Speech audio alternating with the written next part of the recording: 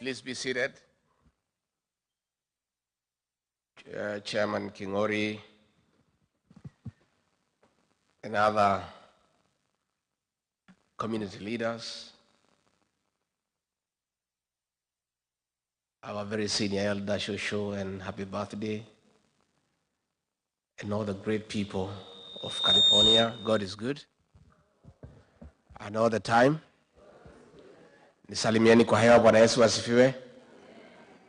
Kenya hoi. California hoi. Asanteni sana watu wetu wa nyumbani. Mimi nimekuja kutembea huku. Kazi yangu ni fupi sana, ni kusikiza ground. Hapa California mnasemaje? Hapa California mnasemaje? Ati California mnasemaje? Hata hapa ni one time? Wow. Asante sana. First and foremost, let me take this opportunity to thank all of you, the great people of California, for the warm welcome since our arrival to this great city on Thursday. You've really taken good care of us. You've made all the arrangements for us to be as comfortable as we are, and we really feel taken care of. Thank you so much for the love, for the care, for the compassion. We don't take it for granted. Again, thank you so much for taking time off your very busy schedule. I know this is a place where people work hard to come and listen to me. I alone had a discussion with Wazes. Pastor Dorcas had discussion with our ladies. And again, now we are here to talk about our country. And I really want to thank you for creating time to come and engage. We don't take it for granted. My leadership strategy for me to be effective and to be a good leader is part of the slogan of our party, DCP, listen to Kenyans. I've made it a deliberate modus operandi that my leadership will be informed by continuous engagement with the people of Kenya, because those of us who are elected into office, those are our employers. And it's only wise to listen to your employer, because the employer is always right, and what he or she wants happens. So in my case, as a leader in Kenya, I am quite informed that for me to succeed and to be a leader worth my name, I must continuously listen to the people of Kenya so that I align my thinking and my programs and my leadership with what they want. So I came a month ago, and I've been around various states, and I'm here in California. And I want to say that I've had very meaningful engagement with our people here in the United States. And I'm a wiser person. I'm not the way I came. By the time I go home back, I'm a better leader. I'm a wiser leader. I've learned so much by listening to Kenyans. I have seen so much. And I must tell you, you guys are great people, that you have come to a foreign land and stamped your authority by succeeding. You are having businesses that are very successful. Where you are employed, you have made impact. Tafadhali mujipigie makofi. Pongezi. And that encourages me that much as we are having problems back home, all is not lost, because our greatest asset as a nation is a human resource at our disposal. And if you guys have succeeded here in the United States, where things are working and systems are right, it takes clear to everybody that if we get working systems at home, things too can work. And I'm looking for that partnership with you. where we can work together and fix our country, because at the end of it all, east or west, home is best. And you didn't leave Kenya because you hate Kenya. No. You are not here because you hate home. No. You came here to look for greener pastures and to expand your territories and to look for opportunities that were not available back home. If those opportunities were available back home, you'd be at home. And therefore you have a duty, and I've heard most of you tell me, you like to come back home and help us grow our country and build our economy. But it's only fair that as you come home, you cannot leave a working system to come to one that is not working. So it is in your interest that we fix our country. When systems are working at the right time, you can come back home. And we are offering a different kind of leadership, a different module of governance to right what is wrong in our country and to make sure that things are working the way they work here. And that is why I have had this continuous engagement.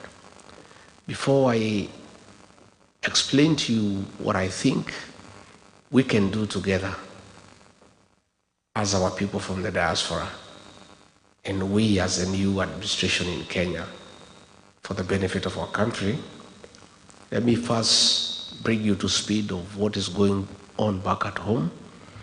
I'm sure you know quite a bit of what is going on, but probably you have not had the benefit to hear it from an insider who has been in government, and somebody who also talks to many people every day to analyze situations and what is going on back home.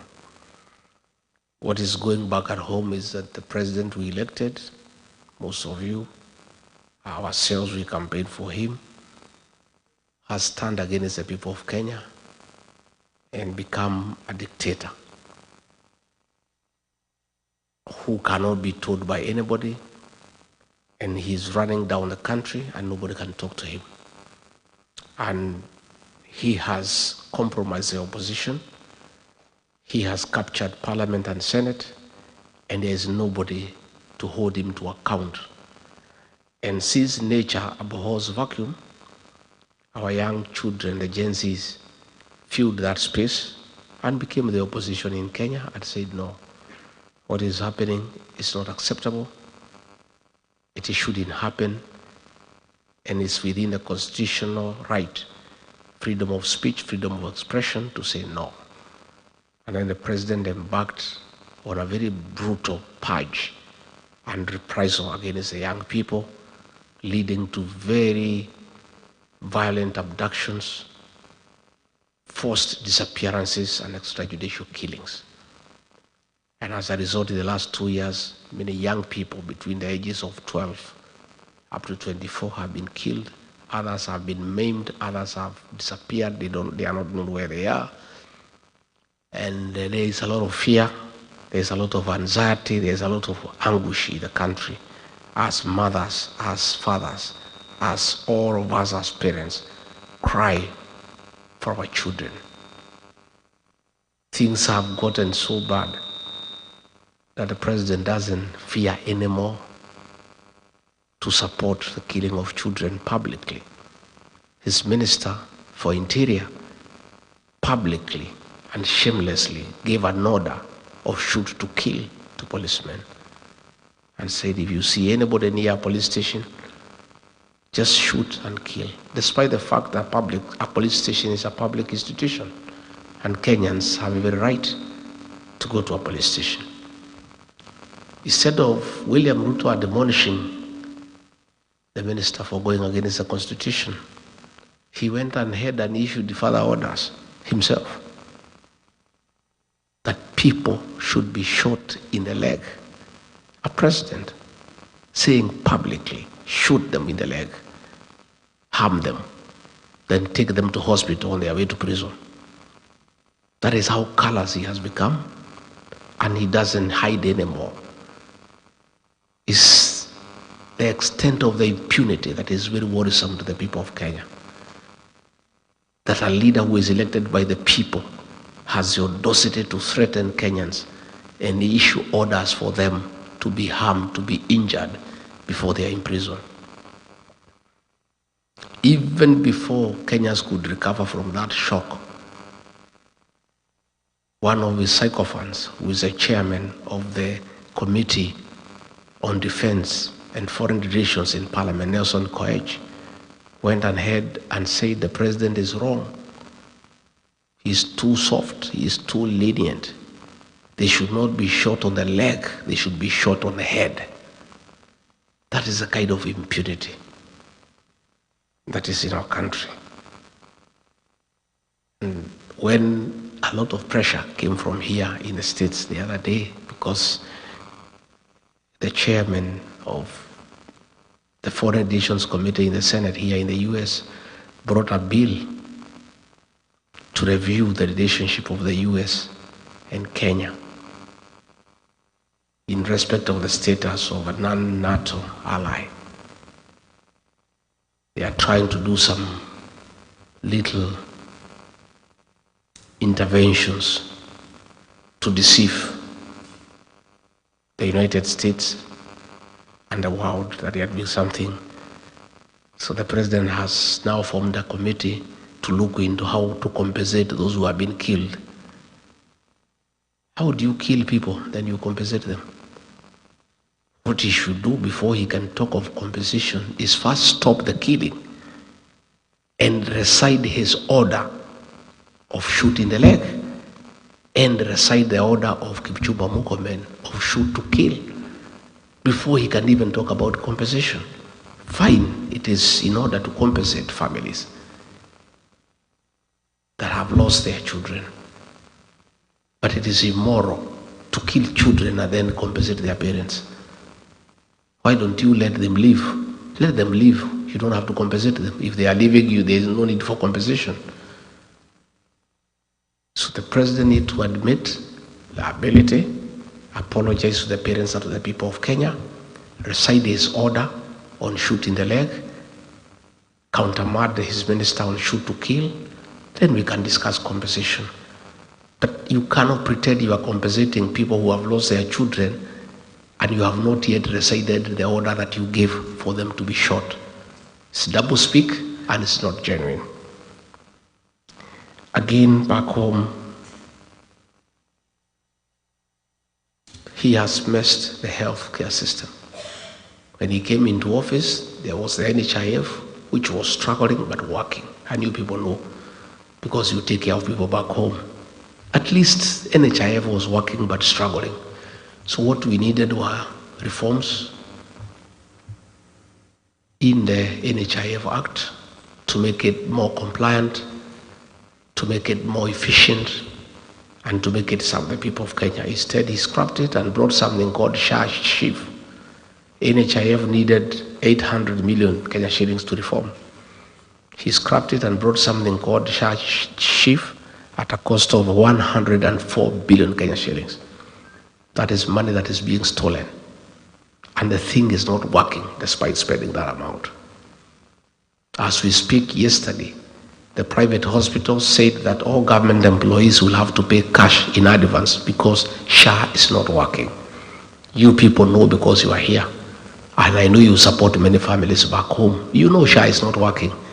And I know you are making interventions to help your relatives back home. The education system, again, most of you are beneficiaries of the Kibaki Free Primary Education.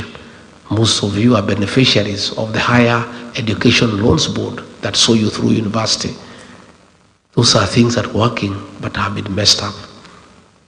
The health program has been discarded and they have come up with something that is not working, has made university education beyond the reach of ordinary Kenyans. And many of our students are at home. Again, money meant for free primary education has been diverted and is the one that is being used for these useless empowerment programs by Mr. Soprano. This money you see in bags, in sacks every weekend is money that was meant for free primary education. A great legacy by President Mwai Kibaki has now been destroyed. Business, there is no money in circulation.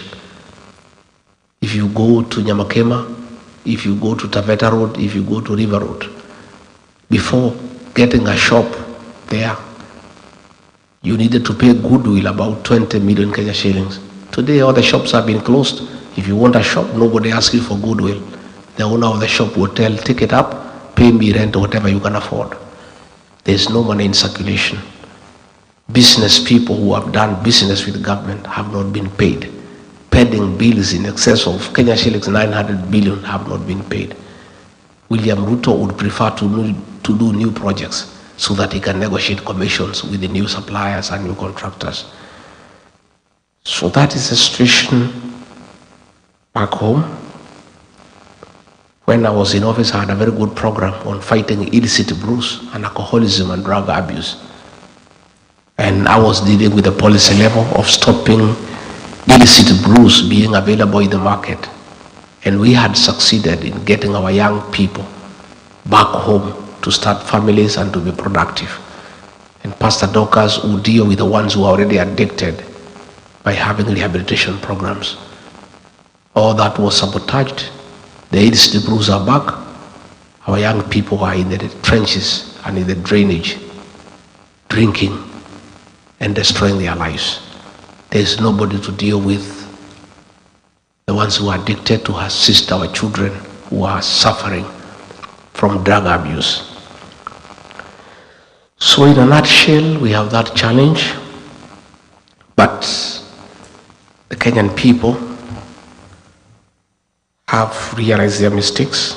We were deceived and duped in electing a man who came with the Bible and said he is born again. They trusted him. He said he'll put money in their pocket. Instead of putting money in the pocket, he removed the little that was there. Nothing works. The country is almost grinding to a halt. They are saying that I'm here in America talking ill of my country. I'm not talking ill of my country. I'm just talking the truth. And I'm not saying Kenya is bad. Kenya is a beautiful country with good people, but we have poor leadership. We are here talking about poor leadership. We are not castigating Kenya as a country. That is our country. And we are only talking because we love our country. We are saying the problem of Kenya is not Kenya. It's not Kenyans. It's not the air. It is poor leadership, and that is what we need to fix. So the Kenyan people have made an informed decision that the Constitution allows the president to go up to 2 terms. The first term, 5 years, which is a contract, is a social contract with the people of Kenya, subject to renewal on performance or termination on non-performance, period. And the people are saying that 1 term is enough. We are not going to renew the contract, we are going to terminate it. And that is why they are saying it's 1 term. I have seen his people crying all over, oh no, Kibaki did 2 terms, Uhuru did 2 terms, even as we must do 2 terms. There is no way the Constitution says there is a must. It is subject to renewal or termination on performance or non-performance. William Ruto has failed to perform. He has messed the country, he has messed the economy, he has killed children, he has messed our relations with the neighboring countries, and the people of Kenya are saying, in view of the fact that you have failed to live up to our expectations, you have messed our country, we have a right as the people of Kenya, in accordance with the Constitution, to terminate the contract we had. So serve your 5 years and move on. We intend to get another new government to enter another 5-year contract with some other people. And that is a decision that has been made by the people of Kenya. Initially, he tried to say that it's a Kikuyu that is against him. But the people of Kenya told him no. If it's a Kikuyus who are against you, all of us are Kikuyus. That was the hashtag. Because everybody in Kenya is feeling the effects of bad governance. Everybody is angry about the killing of young children. Kenyans are angry and hungry because of non-performance of the economy.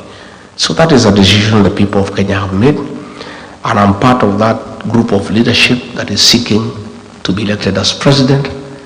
under our party, the DCP, and I'm working alongside other leaders, Kalonzo Musyoka, Martha Karua, Fred Matiang'i, Eugene Wamalwa, George Natembea, and all of us are offering ourselves to lead the people of Kenya, and we are working together. And we have agreed that all of us want to be president, but it's not possible for all of us to be president.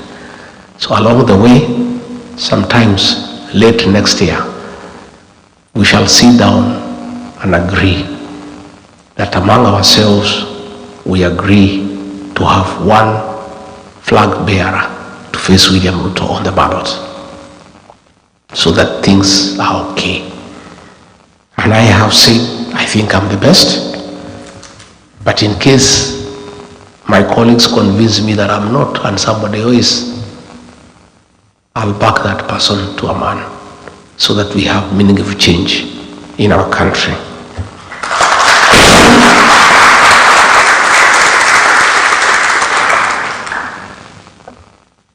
I have come looking for you people first and foremost to appraise you on what is going on home and to ask you to help us, because you must, because you are part of Kenya.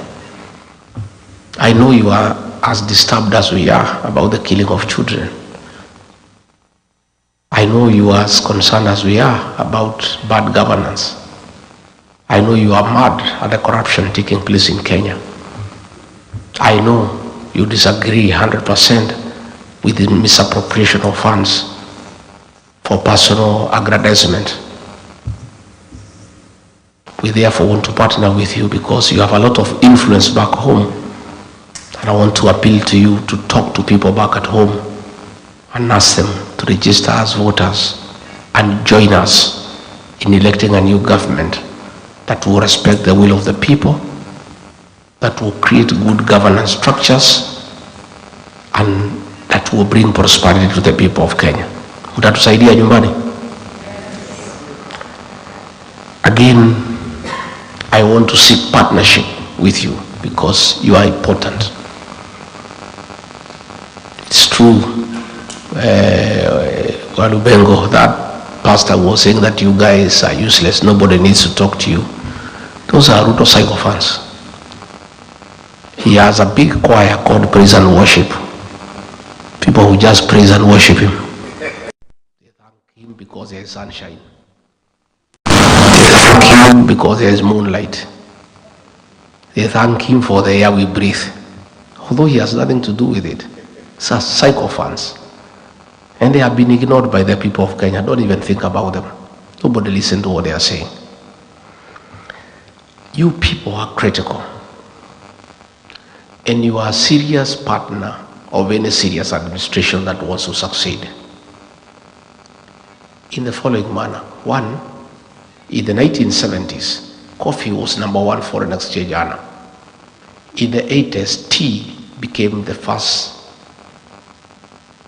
the best foreign exchange earner for the country. In the 90s, it was overtaken by tourism. But as we speak today, it's not coffee, it's not tea, it's not tourism. Remittances from the diaspora are #1 foreign exchange earner for our country. And you guys are a serious partner in our economy. It is the money that you send home that we use to pay our public debt. It's the money that you send home we use to run our embassies. It is the money that you send home we use for importation of goods. For any country to succeed economically, you need a very strong partnership with the diaspora. You know, for those of us who rear some dairy cows, the dairy animal, the dairy cow, if you want milk from it, you must look after it. And you must make sure the cow is happy.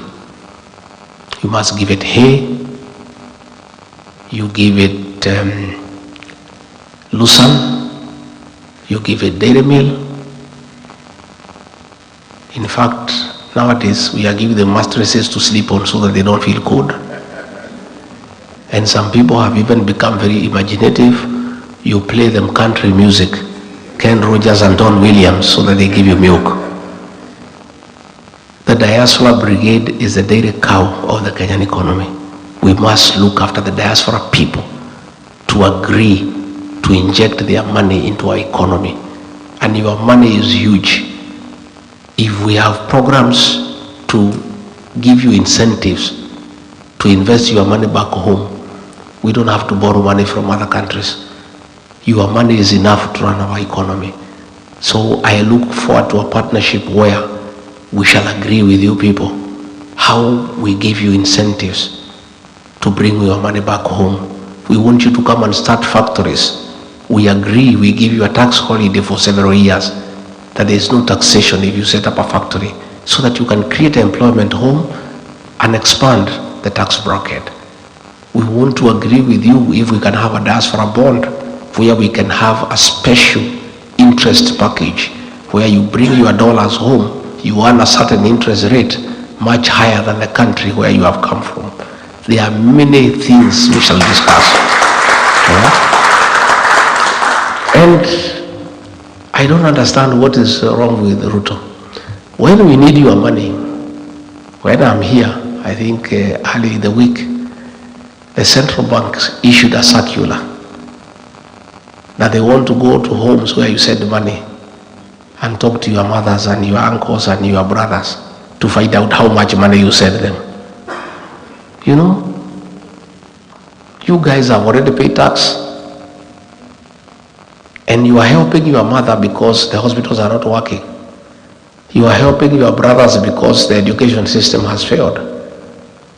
Yet the president now is asking central bank to go to homes and to get data on the money that you send home.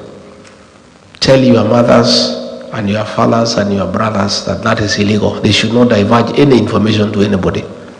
If William Ruto wants to know how much money you send home, he should come here and talk to you.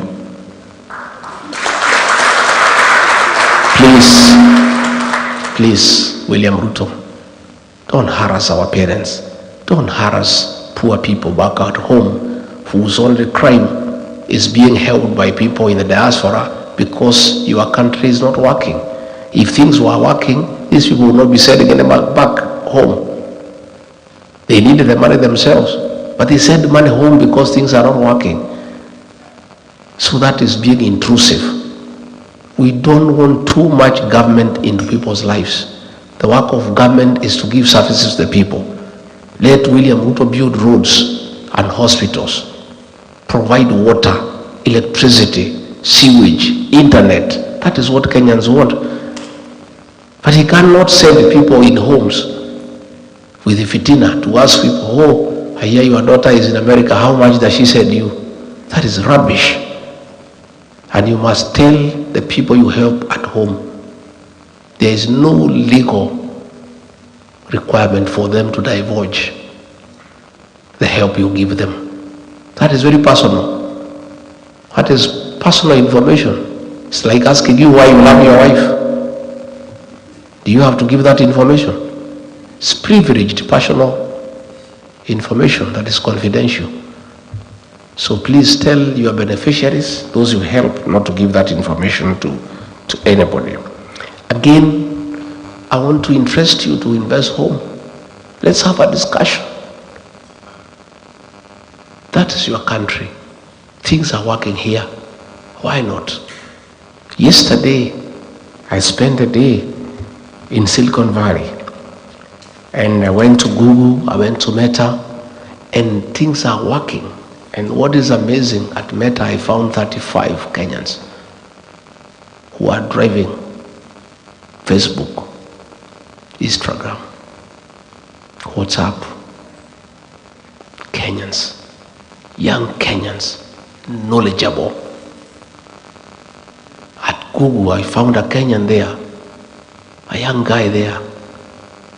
They are the guys behind the success of that great establishment. Later on, I met executives in the Silicon Valley running successful businesses. And you know, when I listen to people at Google, I listen to people at Meta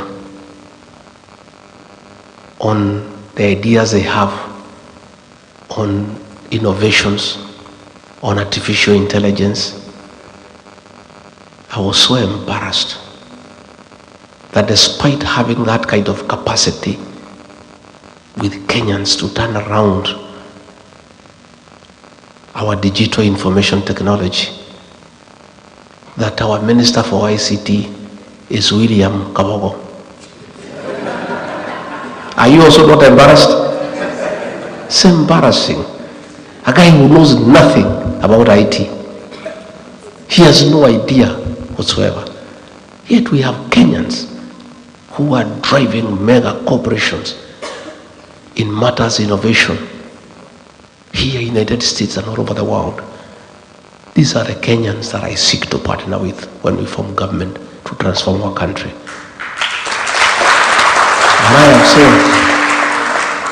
And I'm saying on a very serious note, you guys have demonstrated capacity to succeed in a foreign land.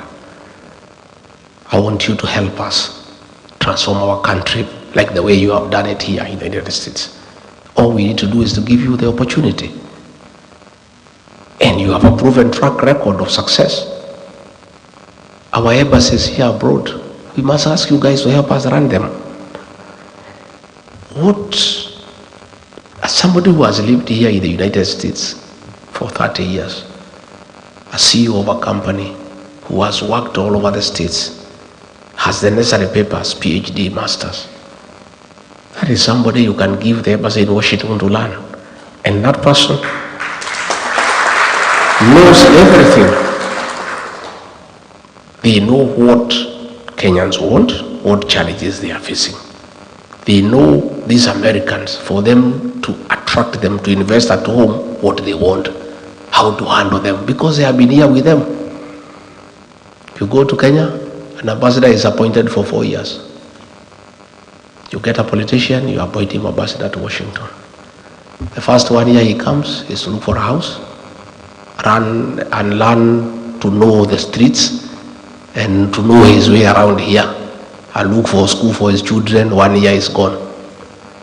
The second year he is trying to make friends with the Americans and the Kenyan people. A year is gone. The third year is to sit down to say, now that I know friends and networking, what can we do? He spends the whole year to do the plan. Then the fourth year is done, he is recalled. But you guys, if you are appointed on Monday, on Tuesday you go and start working.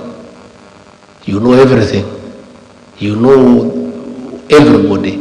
You know what needs to be done. So it's something that I want to do. Get the people out there to run our embassies on behalf of our country.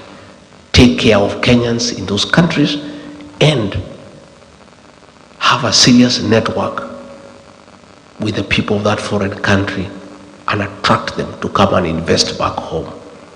That is a commitment that I want to give, and we're going to do it together. Again, as I wind up so that I can give you an opportunity to ask me a few questions, there is a bill that was brought in the Senate here calling for an investigation to facilitate the reviewing of the relationship between Kenya and the US in matters, the status of non-NATO ally. And I want to ask you to lobby your senators and your congressmen to support that bill by giving facts of what is happening back at home, which you are aware. I've seen people back at home trying to blame me because of that matter that has been brought to the Senate. I did not bring it. I'm not a senator in the US. They are directed their anger at me. All manner of accusations. I did not bring the matter, but I support it because the issues that have been raised by the Americans is the issues that I raise every day. The issues of extrajudicial killings, abductions, the issue of interfering in Sudan by working with a terrorist group called RSAF, the issue of working with Al-Shabaab. Those issues were brought by the Americans.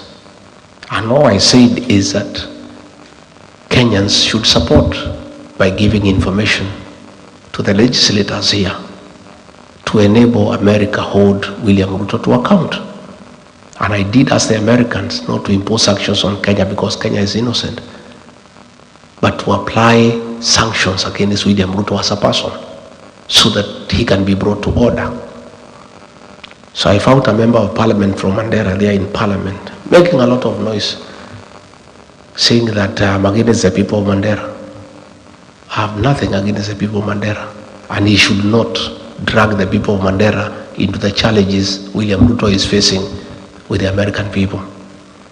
Nowhere did anybody say that the people of Mandera have committed any crime against anybody.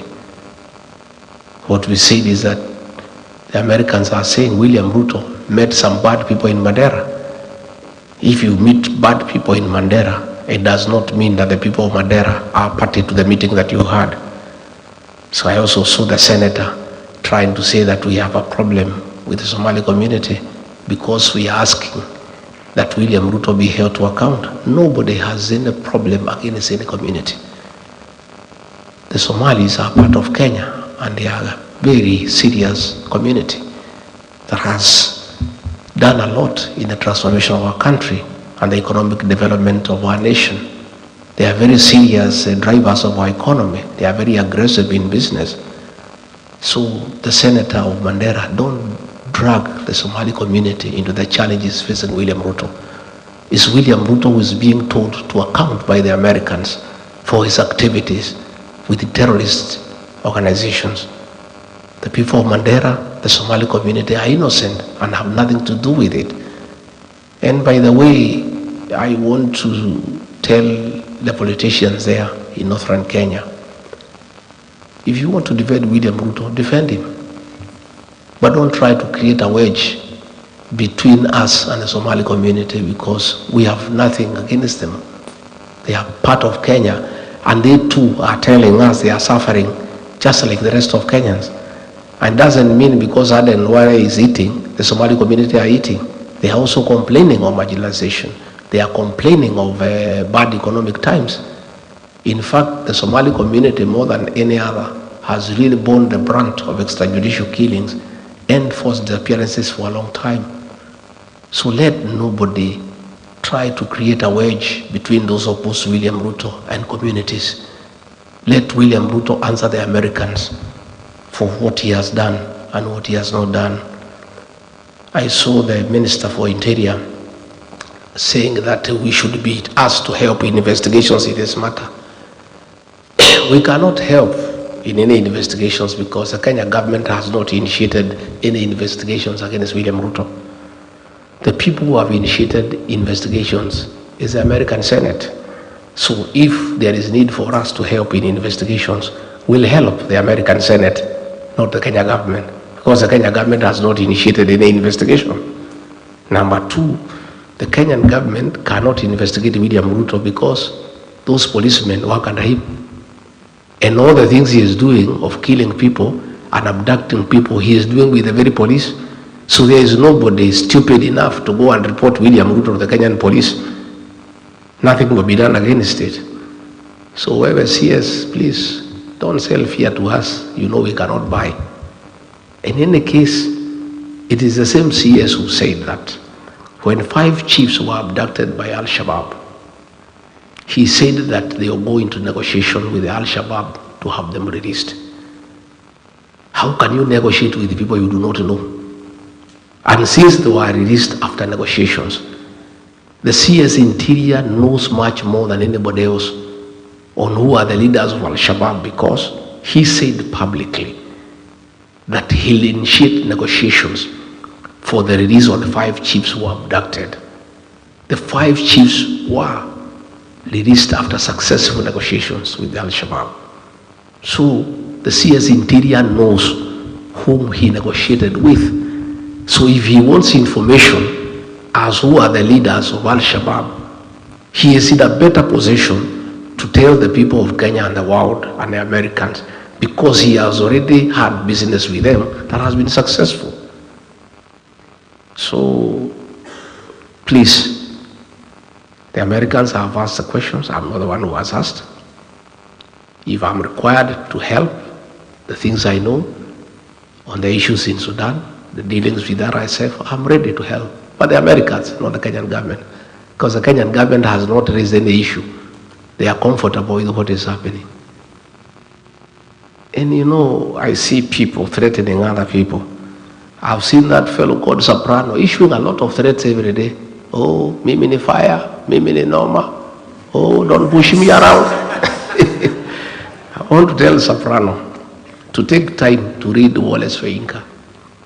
In one of his greatest works, he says, a tiger does not proclaim its tigerhood, it pounces. So, if you are what you say you are, act. Don't keep on threatening.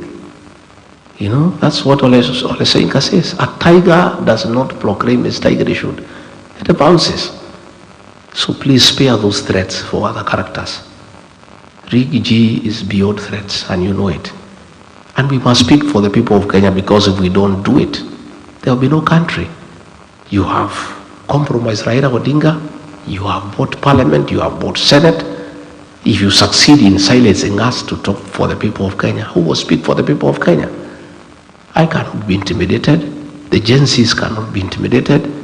We'll continue to speak for the people of Kenya for as long as it takes, until we are able to remove this government from power and get another government that is responsive to the needs of the people of Kenya, that respects human rights, that has good governance, that is accountable and transparent, and a government that is prepared to be held to account by the people of Kenya.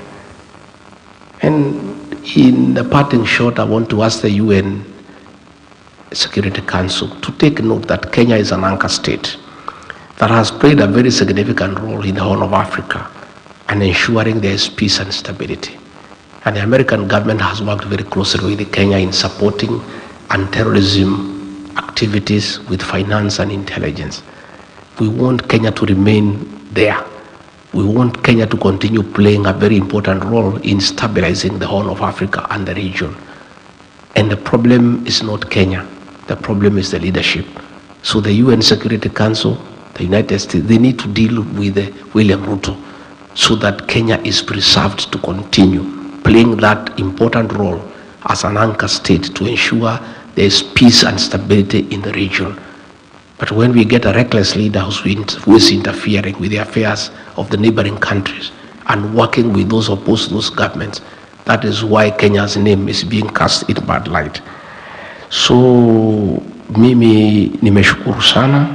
I have said many things, and nataka mniulize maswali ndio niweze kujibu. For drinking, I lost another brother for drinking. That's why I'm very passionate about drug abuse and alcoholism back home. That is why I worked very hard as deputy president to make sure that illicit alcohol is not available in the market, and will continue to do so. I am told you also have challenges here, and I think we just have to keep on working on it. But I want to assure you that once we form government, we'll have a deliberate policy to deal with illicit brews, to check drug abuse, and a very serious program for rehabilitation of our children. It is so sad that Kenya is the only country in the world where we have 2 drug barons who sit in the cabinet, people who are known to have been trafficking drugs and supplying drugs to Kenyans, and they are all known. They now sit in the cabinet. That is how serious things are. Nancy, you talked very well about what we need to do.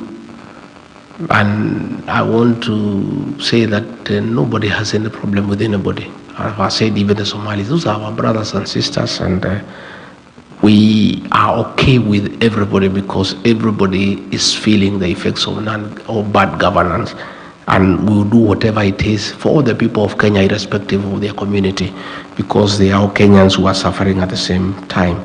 But you have talked about the challenges of people sleeping in the streets, people having challenges of alcoholism. these are things that we continue to do. Again, I want to confirm, Nancy, I have the moral high ground. I am a Christian, and the people of Kenya have values. LGBTQ is a no-go zone for the people of Kenya. We cannot, we have strong values as a country. And these are things that are dear to us as the people of Kenya. Again, Walubengo and our cousins. Cousins, hi. Hi, cousins. Welcome to DCP Walubengo. It's a good party, as we have no monkey business, And probably if you had been my candidate then, probably you would have won. In the sense that you lost by 700,000 votes. There are some 3,000 people there in Wewe. If I talk to them, my word counts. You know them? So karibu na mimi. Hizo ulikuwa umejitafutia ni zako. Nitakuongeza hiyo ingine. Wewe kaa na sisi. In fact, that fellow, you should have removed him. He is the one William Ruto has been using to spew negative ethnicity in the country. When they were in Mount Elgon, he was told by William Ruto to stand up and talk about the Mount Kenya people, how they should be isolated, how they should organize all other communities and isolate the mountain people and make them feel small. And William Ruto was there clapping because he's the one who had told him to say so. So he's a very negative character. So mimi nitakusaidia. So wewe kuja tukubaliane. Si uko na ile timu yako ilikuwa nayo iko intact. Hiyo ya kujaza niko naye. Nitakusaidia.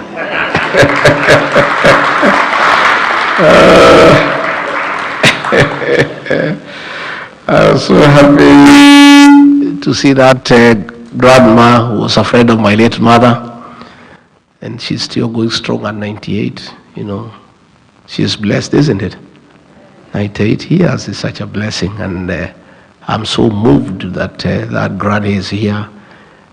Her mind is still very vivid. She still remembers my mother and where we grew up at the age of 98. And we pray to God to keep her for long so that when we are around, she can pray for us. And Shoshua was very moved, and thank you very much for remembering my late mother and where we grew up, and continue praying for us and praying for the country so that our country can prosper. Mimi nataka kuhakikishia nyinyi, much as things are looking difficult, there is light at the end of the tunnel. The darkest hour is just before dawn. When there is pitch darkness, the light is almost coming. We are almost there. We'll push in the next 2 years, and we have an election, and we'll win well with a huge margin. And things are looking good. It's only that 2 years is a long time. We just have to build on it until we see where we go. So maybe we can take a few questions. I need to take a flight to Los Angeles after a while. So since many people had spoken, and I had met some people earlier, and some questions were asked, so if somebody is